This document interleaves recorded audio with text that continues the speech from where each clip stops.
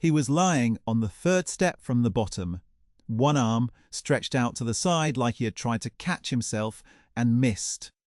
The October morning was clear and cold, the kind of cold that does not apologize, and the concrete steps of the county administration building caught the light flat and grey. From a distance, you might have thought he was sitting. He was not sitting, his coat was bunched to his shoulder where he had gone down, and his cheek was against the step, and his breath made a small, struggling cloud in the air above him. Every few seconds the building opened at 8. By 7:40 the flow of people was already steady, the way it gets in front of any building where you have to take a number and wait. A man in a grey overcoat came up the left side of the steps, talking into his phone with the particular focused distance of someone mid-sentence, and he passed within a foot of the man on the ground and did not lower the phone, and did not stop. Stop. Two women were talking about a staff meeting, one of them carrying coffee in a travel cup, and they went around him on the left and kept moving. The woman with the coffee did glance back once briefly, and then her colleague said something that recaptured her attention, and she looked forward again. A teenager with a backpack looked once, then looked at his feet, the small automatic flinch that crosses a young face when it encounters something it does not know how to process. He did not have a phone out. He was not on a call. He just kept walking the way the others had kept walking because no one else was stopping. And it is harder to be the first person to stop than it looks from the outside. A security guard pushed through the glass doors at 7:48, looked down the steps, and then went back inside. He would say later that he had thought the man was sleeping it off. He had called it into the front desk, he said. The front desk had said they would look into it. Neither of them had called 911. The man on the steps had not moved. He was old, his face pressed against the cold concrete, his breathing shallow and catching, a sound like paper tearing very slowly. It had now been 11 minutes since he had gone down. Her name was Renee Colton. She was 31 years old, had $4 and some change in her coat pocket, and she had ridden 2 buses to get here because she needed to file an extension on a form she could not fill out correctly and could not afford to get wrong again. The first bus had been late and she had stood at the stop in the cold for 14 minutes with her coat pulled tight, running the steps in her head, what she needed to say at the window, how to explain the gap in the documentation without it sounding like an excuse. Because at the county building, there was a difference between a reason and an excuse, and you had to know which one you were offering. The second bus had been on time, and she had gotten a seat near the front, and spent the ride going over the form in her bag one more time, the parts she had filled out and the parts she had left blank, because she did not know the right answer, and guessing wrong would cost her more than leaving it blank. She was not looking at the man on the steps when she came around the corner. She was looking at the doors, at the clock above them, calculating whether she had time to get in and get out before she had to catch the return bus home to pick up her daughter from school. She saw him when she was 8 feet away. She stopped. There was no thought that preceded the stopping. It was the kind of stop that comes before language, before analysis, before the small internal conversation about whether it is your problem. She just stopped, the way a person stops when something is wrong and the body knows it before the mind does. Nobody who had passed him in the last 11 minutes had called for help. She did not know that yet. What she did know was that a man was on the ground in the cold and nobody was kneeling beside him. Renee knelt beside him. If you have ever done the thing no one else did, if you have ever stopped when it was easier to keep walking, stay with this story. Because what happened next is not what she expected, it is not what anyone expected, and it started on those steps with $4 in her pocket and one decision. His name, she would learn later, was Walter Ash. He was 73 years old. He had served 31 years as a federal judge and had been retired for 4. He had also, that morning, suffered a stroke while crossing the plaza and made it as far as the 3rd step before his legs gave out under him. He was not known by face to most of the people on those steps. In his retirement, he had grown his beard long and worn his old canvas coat, the kind a man wears because it is warm and he does not need to impress anyone anymore. He looked To the people who walked past him, like a man who had drunk too much the night before or had simply run out of road in some quieter, sadder way, he looked like someone else's problem. Renee did not think about any of that. She was already calling. She had a phone with 11% battery and a prepaid plan that had $4.63 left on it. She used 70 cents of it in the first 30 seconds on the 911 call she made while her hand was pressed flat against the man's back to feel whether he was still breathing. He was. Barely. The cold coming through her jeans was immediate and sharp. She registered it and set it aside. The dispatcher picked up on the second ring. "He's breathing, but it's shallow," she told the dispatcher. "He's on his side. He's older, maybe 70s. I can feel him shaking." She stayed on the line. The dispatcher told her not to move him, and she said she knew that and she didn't move him. Two people passed on the steps behind her while she was on the phone. She heard their footsteps change rhythm slightly as they registered her kneeling there, and the footsteps continued, and they were gone. She did not look up. She stayed on the ground next to him, the cold coming up through her jeans, in earnest, now seeping into her knees, and she talked to him in the low, steady voice she had learned to use with Deja when Deja woke up in the night scared of something she couldn't name. A voice that does not require the listener to respond. A voice that simply holds the air around you a little warmer. "You're okay," she said. "Help's coming. I'm right here. You're not alone." She said that last part 3 times. The second time, his hand moved, just slightly, the fingers curling against the step like he was trying to hold on to the edge of something. She kept her hand on his back. She did not leave his side until the paramedics arrived 6 minutes later, and when they came up the steps with their equipment, she stood up and stepped back in a single motion out of the way before they asked her to be. She answered the questions she could answer. What time did you find him? Had he spoken? Was he conscious when you arrived? She gave them exact information, the way she gave information to anyone who needed it, clearly and without elaboration. She answered everything, then asked if he was going to be okay, and the paramedic looked at her with the face of someone who has learned not to promise things they do not yet know, and said they were going to do everything they could, and that was the most she was going to get. She watched them load him into the ambulance. She stood on the steps and watched the doors close and watched the ambulance pull away from the curb, and then she went inside and took her number and waited and filed her extension, and then she walked to the bus stop and rode 2 buses home, and she picked her daughter up from school, and she made dinner, and she checked the homework, and she thought about the bill that was due Thursday that she did not have the money to pay yet. The man on the steps moved through the back of her mind the way things do when you cannot do anything else about them. She hoped he was okay. She told herself he was probably okay. She went to sleep at 10:30 because she had to be at the laundry service at 6 in the morning. She did not know who she had knelt beside. She would not know for 5 weeks. Renee had been on her own for 3 years and 7 months since the Tuesday in March when Marcus had come home from work and told her the company was downsizing and he did not have a position anymore, and then 6 weeks after that had told her something else that she had not seen coming and that she did not talk about very often. Not because it still undid her, but because the energy required to explain it was energy she needed elsewhere. She had Deja, who was 7, and who was the kind of child who made you feel like you had done one thing right. The kind of child who brought you dandelions from the patch near the bus stop like they were orchids. The kind of child who asked questions the way scientists ask questions, with a waiting patience, ready to update based on what she learned. She had a job at a laundry service 4 days a week, 6 hours a shift, sorting and folding commercial linens in a building that was always either too hot or too cold, depending on the season. She knew the other women who worked there by their bus lines and their children's names, and the particular combination of fatigue and humour that holds a group of working women together across a hard year. She had a second job on Saturdays doing inventory at a grocery warehouse on the edge of the industrial district, which paid $11 an hour and required her to be on her feet for 7 hours on concrete floors, and which she had kept for 14 months, because 14 months of Saturdays adds up when your choices are limited. Between the two, she was making enough to keep the lights on and the refrigerator stocked, but not much more than that. The math cleared every month by a margin that did not forgive emergencies.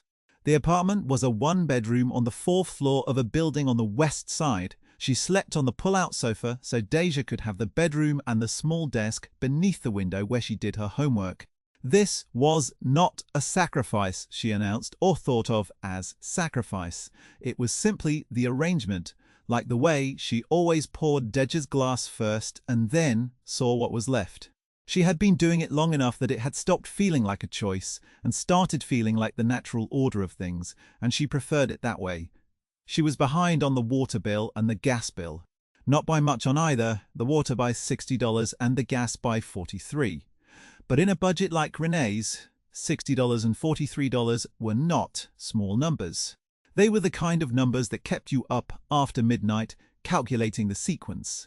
The form she had gone to the county building to file was connected to a rental subsidy program she had applied for 8 months earlier, one of those programs where the window opens and then closes, and if you miss a step, you have to start over from a line that has gotten longer since you were last in it.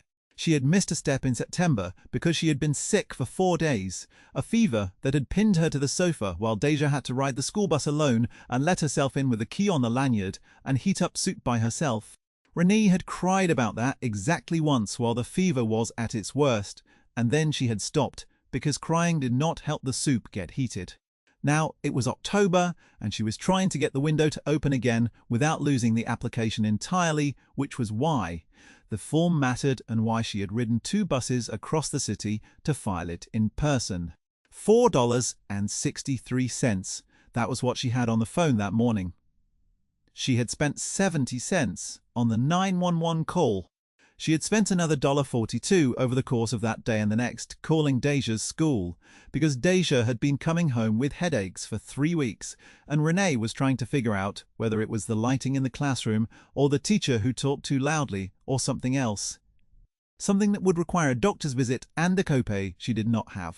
By Thursday, she had $2.51 left on the prepaid plan, and she was going to have to choose between reloading it and buying the bottle of children's ibuprofen that Deja needed for the headaches. She chose the ibuprofen. She borrowed her neighbor Tanya's phone twice that week for calls she could not miss. This is not a story about a woman who was careless or who made poor choices. This is a story about what it costs to do the right thing when you're already at the edge of what you can afford. She had spent the equivalent of 2 bus fares making that call, and she did not regret it for a second, and she would not have taken it back, and she did not think of it as sacrifice or nobility or anything that required a name. That was simply who Renee Colton was. The kind of woman who stops, the kind of woman who stays. She just had no idea what she had stopped for. The old man was in the hospital for 9 days. He had suffered a moderate ischemic stroke, the kind that could have gone much worse, the doctors told Cora, if he had been left on those steps much longer in the cold. The clot had been addressed. The paralysis on his left side was partial and improving, his speech intact, his memory and cognition functioning at the level his neurologist found reassuring, which is the careful phrasing doctors use when they mean it could have been far worse. His daughter, Cora Ash, had taken the first flight she could get from Denver when the hospital called, and she had not left until he was moved to a rehabilitation facility in the 3rd week of October. She slept in the chair beside him the first 4 nights. She did not announce this. She brought a blanket from the house, and she did what she always did when her father needed her, which was to be precisely present and to make sure everything that needed handling was handled and to hold her feelings about it until later, somewhere private. Walter was not the kind of man who talked about himself. He had spent his career listening and reading and thinking, and those habits had settled so deeply into him that even in a hospital bed, even in the particular vulnerability of the aftermath of a stroke, he oriented himself toward other people and their concerns. He asked Cora how work was. He asked the nurses about their shifts. He read the notes from his former clerks with a careful attention that moved him more than he showed. What stayed with him was the voice. He had been barely conscious on those steps. He remembered almost nothing of the first 6 minutes. He had not seen who knelt beside him. He had not seen a face, had not caught a name. But somewhere in the grey and cold of those minutes, somewhere at the edge of his consciousness, he had heard a woman's voice. Low and even, not frightened, not performing calm, but genuinely calm. It had told him he was not alone. He did not know if he had registered it fully in the moment or only in retrospect, the brain assembling memory from fragments in the days after. But the voice was there when he came back to himself, as clearly as the ceiling tiles. He told this to Cora on the second day in the hospital, while she was getting ready to go back to the house for a few hours to sleep, in the particular way that a person reports something that is lodged in them and will not move. Not asking her to do anything about it, just telling her. She had heard him. She had noted it. The county building had security cameras. Walter did not ask anyone to look at the footage. He was a man who had spent a career being careful about the power he carried, and asking people for things outside his proper authority was not something he did casually. But Cora, who was 43 years old and had spent 20 years as a civil rights attorney and was constitutionally incapable of letting a thing go once it mattered to her, asked without being asked. She had her own contacts at the county, built over years of navigating the bureaucracy on behalf of clients who needed it navigated, and she knew which number to call, which name to give. The security officer pulled the footage from that morning. He sent it to her encrypted, as required. She opened it on her laptop at the hospital on the 5th day her father was there. The footage showed 11 people passing him in the 11 minutes before help arrived. Some of them glanced, most of them did not break stride. One person, a man in a dark jacket, had slowed visibly, stood still for perhaps 4 seconds, and then walked on. The security guard's exit and return was visible at 7:48. No one called. Then, at 7:51, a woman came around the corner from the west side of the plaza. She was carrying a bag over one shoulder and she was moving quickly, clearly with somewhere to be, and she stopped within 2 seconds of seeing him. Not a gradual deceleration, a stop. She knelt down in one motion, pressed her hand against his back, and was already talking and dialing before anyone watching could quite register what she was doing. The timestamp showed she had called 911 within 45 seconds of first seeing him. The footage also showed her stay on her knees on the cold concrete until the ambulance arrived. It showed her answer the paramedic's question, standing to the side and speaking clearly. It showed her watch the ambulance leave and then turn and go inside the building alone. Cora watched it twice. She did not look away during the second viewing. She wrote down the timestamp and the direction from which the woman had entered the frame.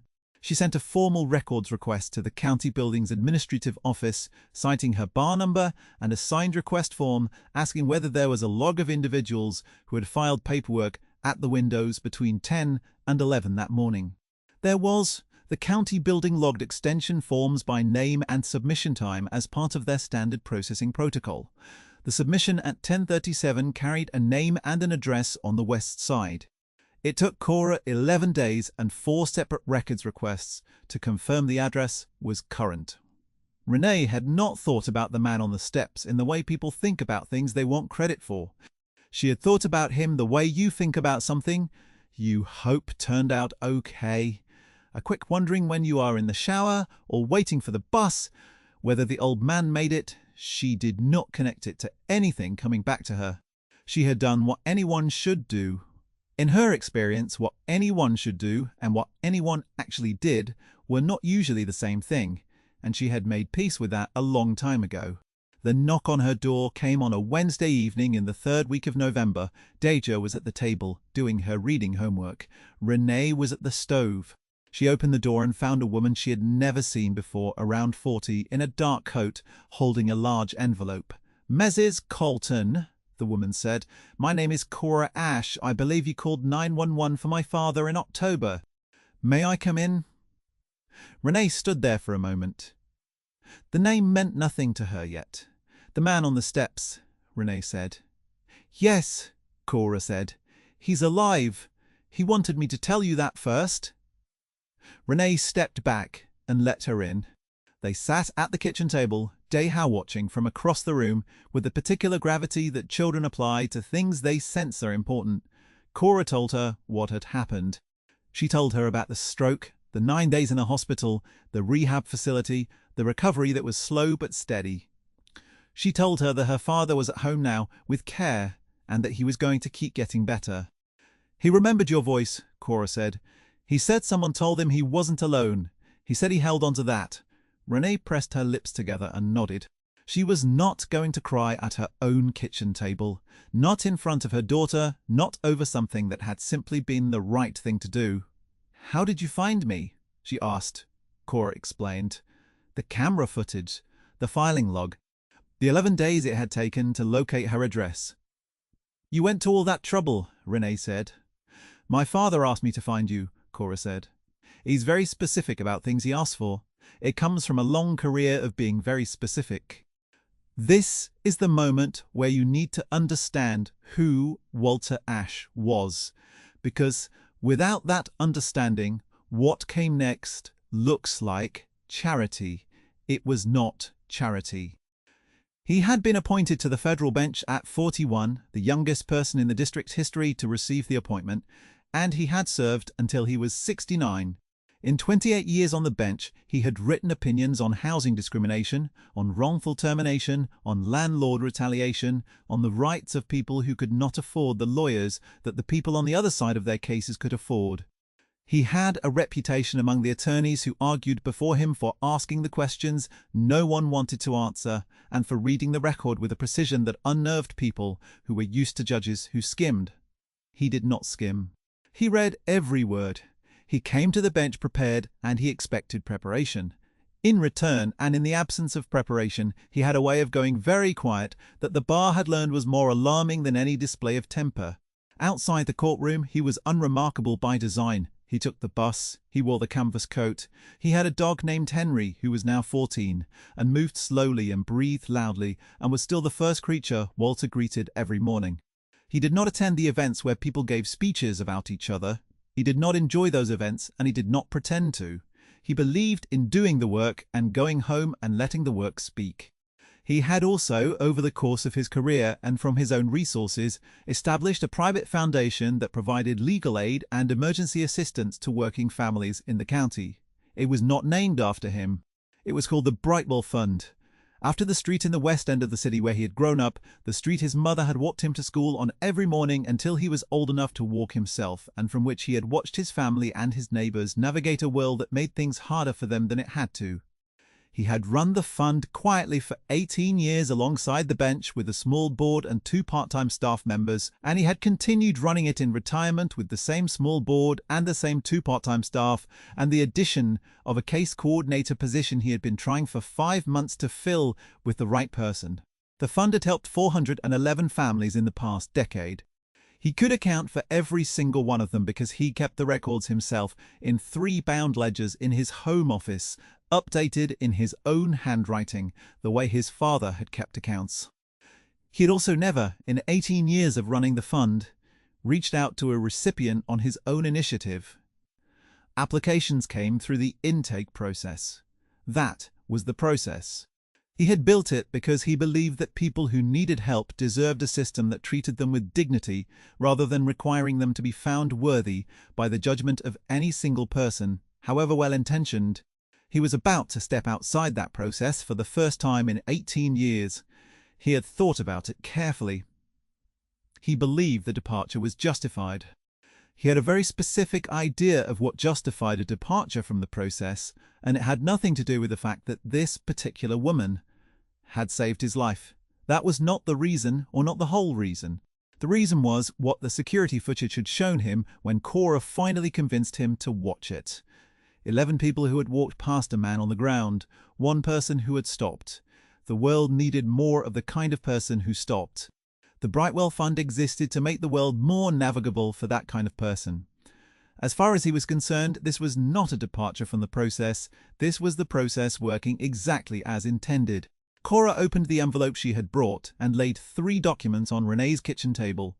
The first was a letter from the Brightwell Fund, formally offering full emergency assistance with Renee's back utility bills and an immediate bridge payment to cover 3 months of rent while her rental subsidy application was completed. The second was a letter from a housing attorney the fund retained, offering to take over Renee's subsidy application at no cost and to represent her at no charge through to resolution. The third was a personal letter, handwritten, from Walter himself. Renee picked up the handwritten letter last. Walter's penmanship was precise and slightly trembling. The way a careful man's hand looks when it is still recovering, but refuses to slow down. Miss Colton, it read, I understand that help arrived before I woke up, enough to see who gave it. I have been a judge for a long time, and in that time I have learned that the people who act without an audience and without any expectation of return are the ones the world cannot afford to lose. You spent what you had to spend. You stayed when you could have walked. I would like to do something useful with the time I have left. And this seems like the right place to start. She read it twice. Deja had come around the table and was leaning against her shoulder, reading without fully understanding. Is that from the old man? Deja asked. Yes, Renee said. Is he okay? He's getting better. Deja considered this with the seriousness of a 7-year-old processing information she knows is adult-sized. Good, she said, and went back to her homework. Renee looked at Cora. You didn't have to do all this, she said. Cora shook her head. We wanted to, but there's something else. My father asked me to ask you something, and you don't have to answer tonight, or ever if you don't want to. She explained that the Brightwell Fund was looking for a full-time case coordinator, someone to manage intake for families applying to the fund, to help them navigate the paperwork, to sit with them through the process. The job paid $47,000 a year with benefits and was 40 hours a week. Located 10 minutes from where Renee lived, the fund had been trying to fill the position for 5 months. Walter had interviewed 4 candidates and had not found the right person. He had a specific idea of what the right person looked like, and it had nothing to do with credentials or resumes. It had to do with what a person did when they saw someone on the ground and no one else was stopping. He'd like to meet you, Cora said, if you're open to it. Renee sat with this for a long moment. She was a woman who had learned to be careful about hope. The way you learn to be careful about anything that has cost you before.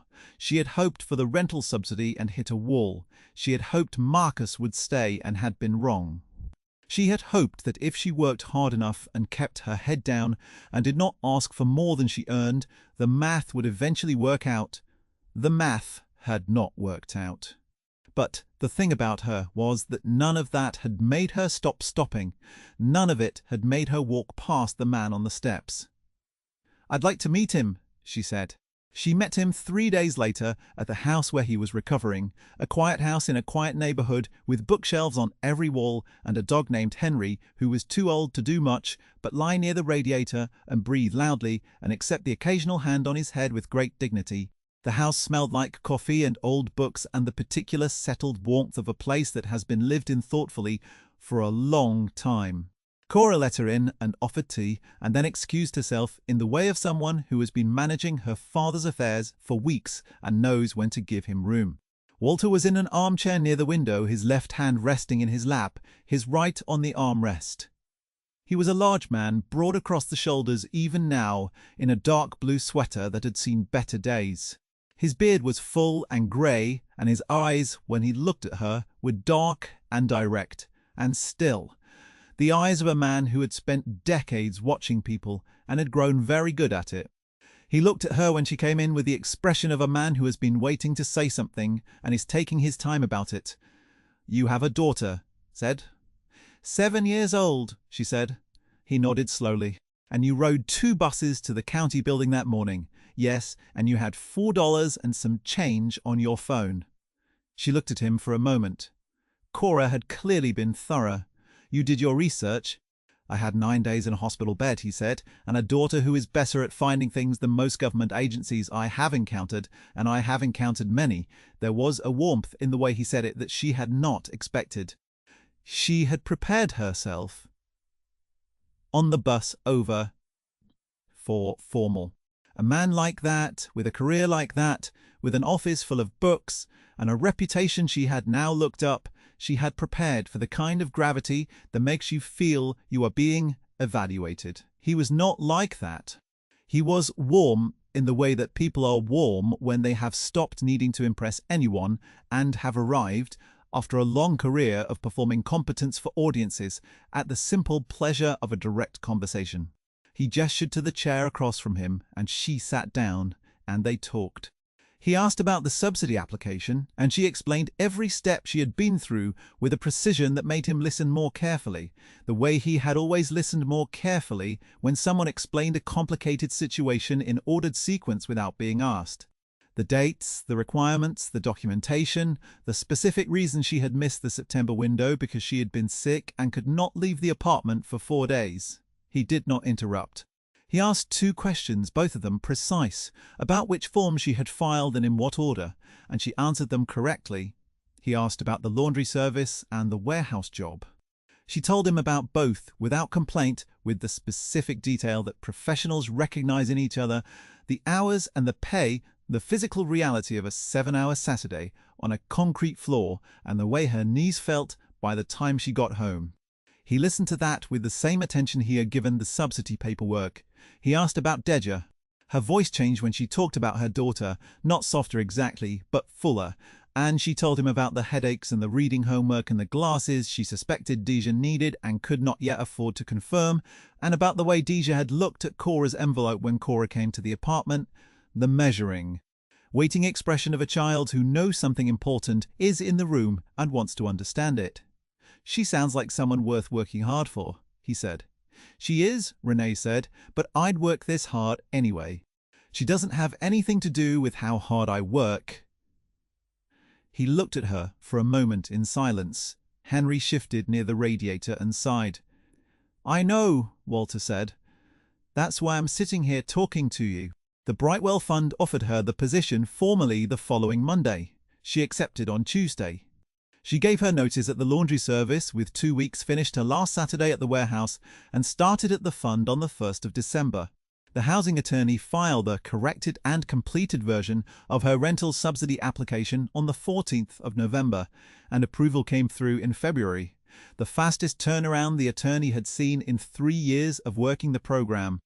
The back utility bills were cleared, the bridge payments covered December, January, and February. When the subsidy kicked in, she was no longer behind on anything.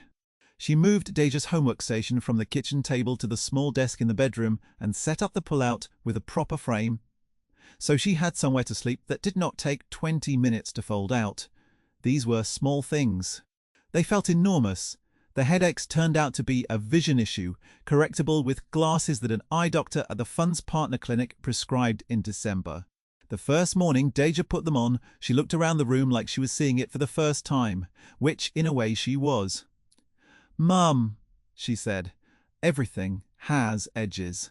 Rennie laughed and then pressed her hand over her mouth because she was not going to cry at 7 in the morning in an optometrist's office, and she almost made it. There are people in this world who see a person on the ground and calculate the cost of stopping, what it will take out of their morning, what it might require of them, what they will have to give. And then there are people who kneel down first and think about the rest of it later. She was the second kind. She had been the second kind her whole life, through every season when it had cost her more than she had to spare, and she had never once weighed it out loud because that was not what you did. You did the thing. You stayed. You said you're not alone, and you meant it. She had $4 the morning she changed her life. She spent 70 cents of it, and she got a human being a little further toward living. She did not know that the man on those steps had spent 31 years making sure that people like her had somewhere to turn. She did not know that his foundation had helped 400 families and would help dozens more in the years she was about to spend working alongside him. She did not know any of it, and it would not have mattered if she had, because she would have made the same call with the same 70 cents. Either way, this is the thing about kindness done without an audience. It does not need an audience to be real, but sometimes the right person is watching from the right doorway, and they remember. By the following October, the anniversary of the morning on the steps, she had been working at the Brightwell Fund for 11 months. She had processed intake for 63 families. She had walked 14 of them through applications identical to the one she had nearly lost herself. She had sat across the table from women who looked the way she had looked, who had the same careful precision in their voices when they talked about the money, and she had said the same thing to all of them that she had said on those steps without quite knowing she was saying anything. You're not alone. I'm right here. His recovery continued. By summer, he was walking with a cane and had taken to showing up at the funds office 2 days a week, sitting in the back of intake meetings and saying very little and watching everything. He had been doing that for 31 years in a different building, and he was not about to stop. One morning in September, he came in and set a cup of coffee on Renee's desk without comment and went to his chair. She looked at the cup, then looked at him. "You know I drink tea," she said. "I know," he said. "I got tea, I got coffee for myself. I set them down in the wrong order." Deja, who came to the office on early release days, found this funnier than anyone. If you've ever stopped when you could have kept walking, if you've ever made the call no one else was making, drop something in the comments. Because this world has more people like Renee in it than we give credit for, and they deserve to know they are not alone either. And if this story reached something in you, there's another one just like it, waiting when you're ready. This story is a work of fiction. All characters and events are invented. Any resemblance to real persons, living or deceased, is coincidental.